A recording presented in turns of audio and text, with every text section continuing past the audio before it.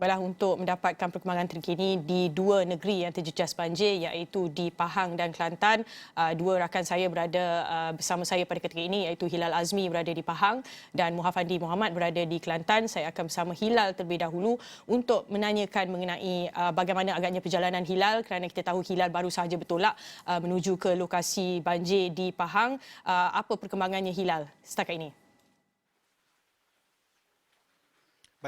Baik, terima kasih Jasmine, dan apa yang boleh saya katakan, saya bersama dengan juru kamera AB Yuza sebenarnya dalam perjalanan untuk ke Terengganu untuk kita nak melihat sendiri bagaimana perkembangan mangsa banjir yang berada di sana, dan sementara nak sampai ke Terengganu maka kita berada di Pahang dan kita cuba menyelusuri di sepanjang lembangan Sungai Pahang. Sebab apa, kita tahu Sungai Pahang ini adalah antara sungai terpanjang di semenanjung Malaysia, dan lembangan Sungai Pahang ini sebenarnya mencatatkan jumlah kawasan yang sangat luas, iaitu kawasan seluas 28,642 km persegi. Dan kalau anda boleh lihat di belakang saya ini, saya kini berada di Maran.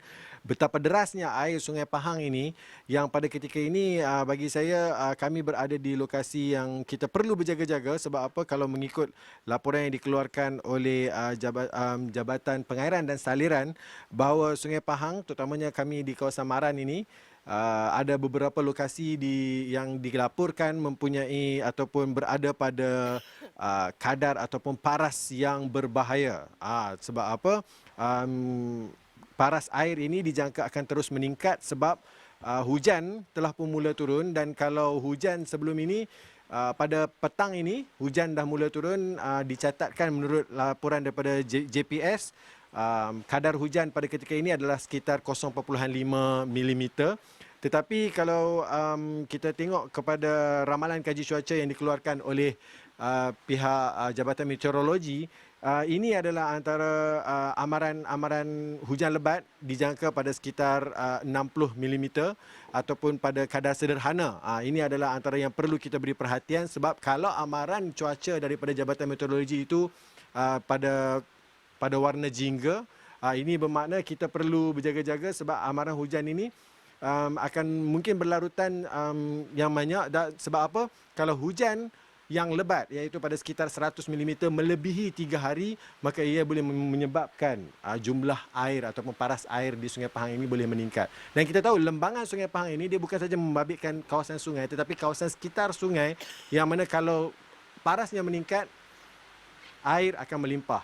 Itu yang paling kita risaukan. Dan kita, apa yang boleh saya katakan, dengan 9 pusat pembinaan sementara yang telah pun dibuka sebelum ini, rata-rata mereka yang saya tinjau, saya dapati telah mula pulang ke rumah, tetapi masih lagi dalam keadaan berjaga-jaga, terutamanya mereka yang tinggal berdekatan dengan kawasan sungai. Sebab apa?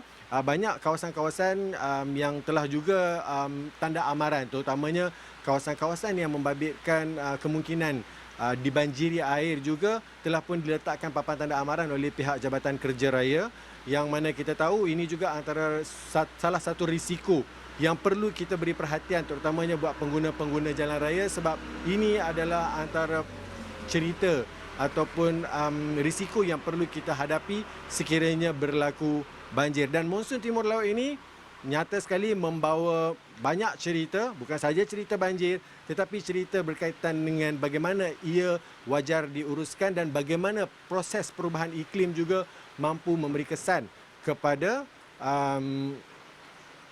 kehidupan kita, terutamanya apabila berlakunya hujan lebat, peningkatan paras air dan limpahan air sungai. Saya rasa itu adalah antara perkembangan terkini yang saya boleh bawakan sementara saya dalam perjalanan ke negeri Terengganu ini, dan saya akan bawakan dari masa ke masa berkaitan dengan perkembangan banjir. Tetapi di Pahang pada ketika ini keadaannya terkawal, dan hujan pada ketika ini telah pun mula lebat seperti yang dilaporkan ataupun yang diramalkan oleh Jabatan Meteorologi. Kembali dulu kepada Jasmine di Pusat Penyiaran Asia.